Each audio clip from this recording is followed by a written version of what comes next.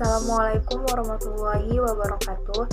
Perkenalkan, nama saya Adinda Ersyana Wulisyombing dengan NIM 2010006 Fakultas Syariah dan Ilmu Hukum Institut Agama Islam Negeri Padang Sidimpuan.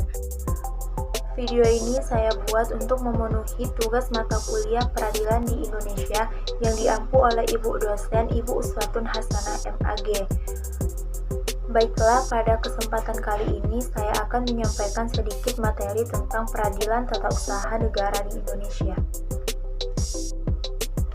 Baiklah, yang pertama kita akan membahas tentang latar belakang dibentuknya peradilan tata usaha negara di Indonesia. Apa sih latar belakang terbentuknya peradilan tata usaha negara di Indonesia? Ide dibentuknya peradilan tata usaha negara adalah untuk menyelesaikan sengketa antara pemerintah dengan warga negaranya, dan pembentukan lembaga tersebut bertujuan untuk mengontrol secara yuridis tindakan pemerintahan yang dinilai melanggar ketentuan administrasi ataupun perbuatan-perbuatan yang bertentangan dengan hukum eksistensi peradilan tata usaha negara. Peradilan tata usaha negara ini diatur dalam perundang-undangan yang khusus, yakni pada Undang-Undang Nomor 5 Tahun 1986 tentang PT-UN yang kemudian dirubah dengan Undang-Undang Nomor 9 Tahun 2004 tentang perubahan atas Undang-Undang Nomor 5 Tahun 1986 tentang Peradilan Tata Usaha Negara, dan terakhir diubah dengan Undang-Undang Nomor 51 Tahun 2009 dirasa sudah memenuhi syarat untuk menjadikan lembaga PT-UN yang profesional guna menjalankan fungsinya melalui kontrol yudisialnya. Baiklah, selanjutnya kita akan membahas tentang apa itu peradilan tata usaha negara.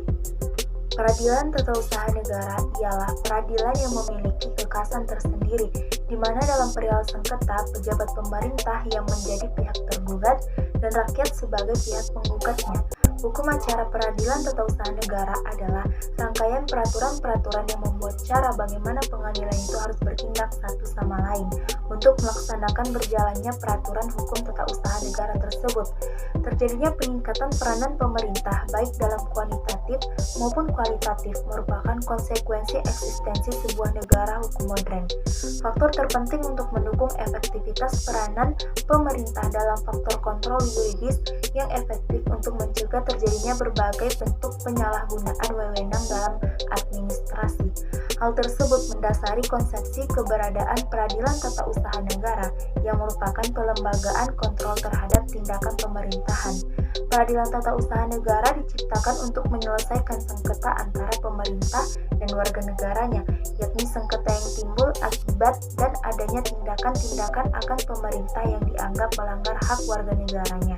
Baiklah, selanjutnya kita akan membahas tentang fungsi dari peradilan tata usaha negara di Indonesia.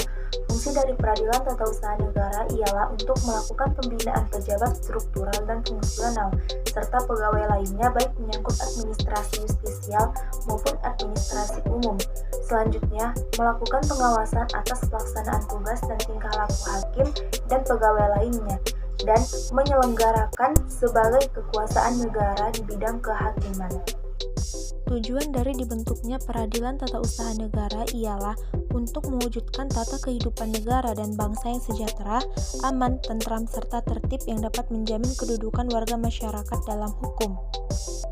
Selanjutnya, tujuan dari peradilan tata usaha negara ialah menjamin terpeliharanya hubungan yang serasi, seimbang, serta selaras antara aparatur di bidang tata usaha negara dengan para warga masyarakat. Selanjutnya, kita akan membahas tentang tugas peradilan tata usaha negara. Yang pertama ialah menerima, memeriksa, memutus, dan menyelesaikan sengketa tata usaha negara.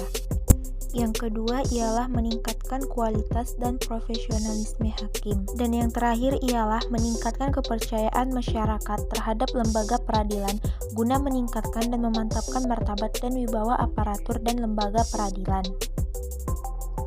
Baiklah, yang terakhir kita akan membahas tentang struktur peradilan tata usaha negara. Struktur peradilan tata usaha negara pada hakikatnya sama dengan susunan organisasi atau lembaga peradilan lainnya, seperti peradilan umum, peradilan agama, dan peradilan militer, yaitu terdiri dari peradilan tingkat pertama dan peradilan tingkat kedua, serta Mahkamah Agung sebagai peradilan tingkat kasasi. Dengan demikian, sistem kelembagaan lembaga peradilan di Indonesia menggunakan sistem piramidal Mungkin cukup sekian penjelasan tentang peradilan tata usaha negara dari saya. Kurang dan janggalnya saya mohon maaf. Saya akhiri dengan Assalamualaikum warahmatullahi wabarakatuh.